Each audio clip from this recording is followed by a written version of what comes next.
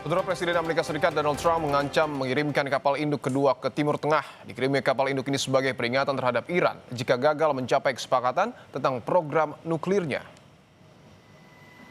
Trump menyebut USS Gerald R. Ford segera meninggalkan wilayah Karibia menuju Timur Tengah. Trump memutuskan mengirimkan armada perang kedua ke Iran sebagai upaya menekan Teheran untuk cepat-cepat menyepakati negosiasi nuklir. AS dan Iran akhirnya memulai kembali negosiasi program nuklir Iran pada pekan lalu di Oman. Namun negosiasi masih alot dan akan memasuki putaran kedua dalam waktu dekat. USS Gerald R. Ford akan bergabung dengan kelompok tempur USS Abraham Lincoln yang sudah mengepung Iran sejak Januari lalu.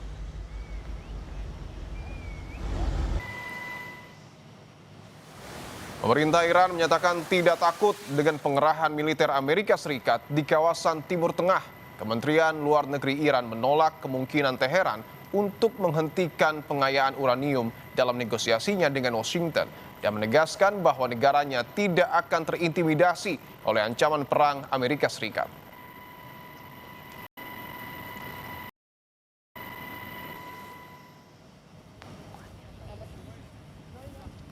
Sebelumnya,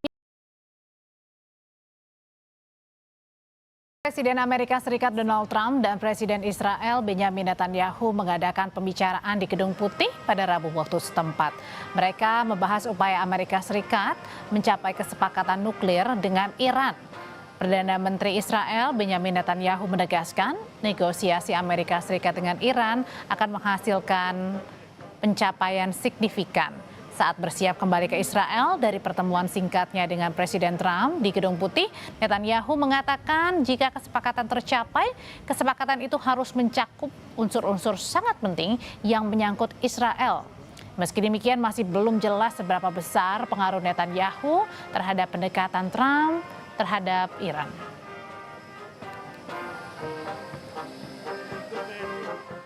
עכשיו ביקור קצר אבל חשוב בוושינגטון, בשיחה עם ידידנו הגדול הנשיא טראמפ. יש בינינו קשר מאוד הדוק ומאוד אמיתי ומאוד גלוי. כמובן השיחות התמקדו בכמה וכמה נושאים, אבל למעשה במשא ומתן עם איראן. Otherwise it's going to be very traumatic. Very traumatic. I don't want that to happen, but we have to make a deal. They should have made a deal the first time, and they got Midnight Hammer instead. And this will be very traumatic for Iran if they don't make a deal. Look, if they don't make a deal, then it'll be a different story. But Sementara terkait rencana pengiriman pasukan TNI ke jalur Gaza, pemerintah diminta berhati-hati sebelum menyetujui rencana tersebut. Pakar Hubungan Internasional Universitas Katolik Parahyangan Julius Purwadi Hermawan meminta pemerintah menunggu hasil pertemuan Presiden Prabowo dengan Donald Trump pada 17 Februari sebelum memutuskan rencana mengirimkan pasukan. Julius mengingatkan pelibatan TNI memiliki resiko besar, terlebih penempatan lokasi tugas TNI di Gaza juga punya nilai politis yang besar.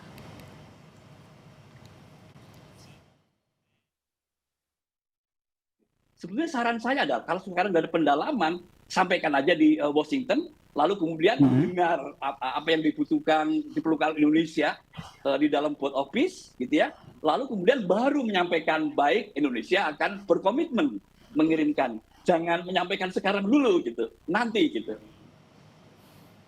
Sementara itu, Saudara, Kementerian Luar Negeri merespon keterlibatan Israel dalam Dewan Perdamaian bentukan Donald Trump. Juru bicara Kemlu, Yvonne Mewengkang, menyebut keikutsertaan negara manapun dalam Dewan Pertimbangan tak akan mengubah prinsip Indonesia.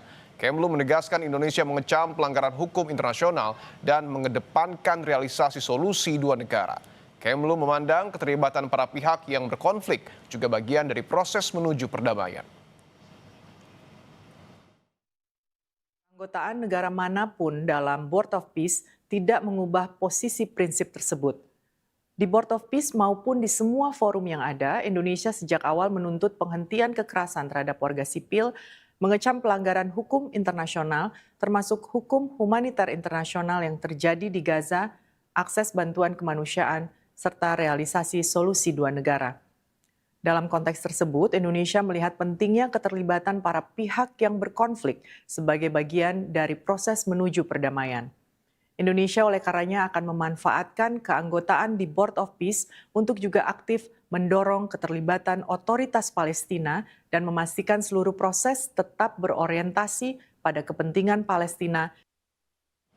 Ex-Kapolres Bima Kota Nusa Tenggara Barat menjadi tersangka usai terjerat kasus peredaran narkotika. Bahkan diduga ada setoran 1 miliar rupiah ke kantong mantan Kapolres. Kita bahas usai jeda, tetaplah bersama kami.